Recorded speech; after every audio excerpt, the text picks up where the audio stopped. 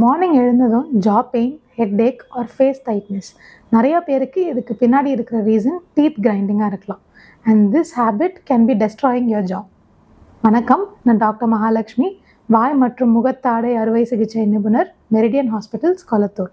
நம்ம தூங்குறப்ப அன்கான்ஷியஸாக டீத்தை கிளென்ச் பண்ணுறத மெடிக்கல் டேர்ம்ஸில் பிரக்சிசம்னு சொல்லுவோம். இந்த ஹேபிட் இருக்குன்றது அவங்களுக்கே தெரியாது.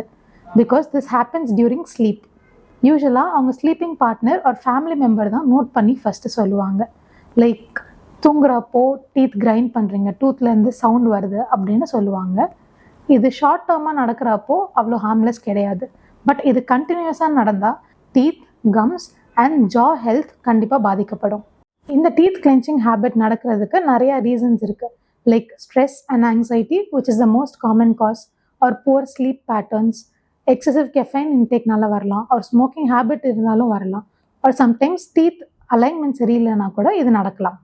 நம்ம உடம்புல ஸ்ட்ரெஸ் ஏற்படுறப்போ அது ஜா மசில்ஸில் டென்ஷனாக வெளிப்படும். ஸோ அப்போ ஆட்டோமேட்டிக்காக டீத் கிளென்ச்சிங் சில பேருக்கு ஸ்டார்ட் ஆகும். ஸோ இந்த டீத் கிளென்ச்சிங் எப்படி நம்ம ஜாவை அஃபெக்ட் பண்ணுது? நார்மல் சூயிங்க்கு யூஸ் பண்ணுற ஃபோர்ஸை விட கிளென்ச்சிங் அப்போது பற்கள் அண்ட் ஜா ஜாயிண்ட் மேலே அதிக மடங்கு ஃபோர்ஸ் ஏற்படுது.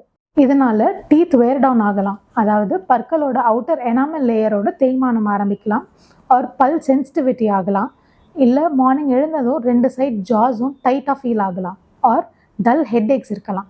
மெனி பீப்புள் இதை இனிஷியல் ஸ்டேஜஸில் சிம்பிள் ஹேபிட்னு இக்னோர் பண்ணிடுவாங்க. பட் இது லாங் டேர்மாக பண்ணிட்டு இருக்கிறப்போ சீரியஸ் ப்ராப்ளம்ஸ் காஸ் பண்ணலாம். Like tooth fractures, tooth cracks or temporomandibular joint disorder, அதாவது நம்ம ஜா மூவ்மெண்ட்டுக்கு யூஸ் ஆகிற ஜாயிண்ட்ல பிரச்சனைகள் வரலாம். இந்த ஜாயிண்ட்ல கண்டினியூஸ் ப்ரெஷர் இருக்கும் போது இன்ஃப்ளமேஷன் ஆகி அது சிவியர் பெயினாக கூட மாறலாம். லேட்டர் ஸ்டேஜஸில் பேஷண்ட்ஸ்க்கு வாய் ஓப்பன் பண்ணுறது கூட ரொம்ப கஷ்டமாக இருக்கும். ஸோ இதெல்லாம் இருந்தால் என்ன செய்யலாம்? லைஃப் ஸ்டைல் மாடிஃபிகேஷன்ஸ் ரொம்ப இம்பார்ட்டண்ட். ஸ்மோக்கிங் ஹேபிட் இருந்தால் அதை கம்ப்ளீட்டாக ஸ்டாப் பண்ணணும். கெஃபைன் இன்டேக்கை ரெடியூஸ் பண்ணலாம். ஸ்ட்ரெஸ் ஃபேக்டர்ஸ் இருந்தால் அதை மேனேஜ் பண்ணுறது ரொம்ப important. Either outdoor activities, yoga or meditation பண்ணி. ஒரு டென்டிஸ்ட் கிட்ட கன்சல்ட் பண்ணுறப்போ இதுக்கான ரீசனை ஏர்லி ஸ்டேஜஸ்லேயே கண்டுபிடிச்சி அதுக்கு ட்ரீட்மெண்ட் ஸ்டார்ட் பண்ணிடலாம்.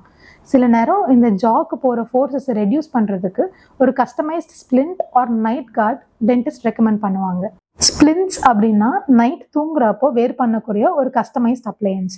இது கிளென்ச்சிங் அப்போ ஏற்படக்கூடிய எக்ஸசிவ் ப்ரெஷர்லேருந்து ஜாவை ப்ரொடெக்ட் பண்ணும். Morning headache, teeth sensitivity, jaw pain or facial tiredness இருந்ததுன்னா இந்த சிம்டம்ஸை இக்னோர் பண்ணாதீங்க.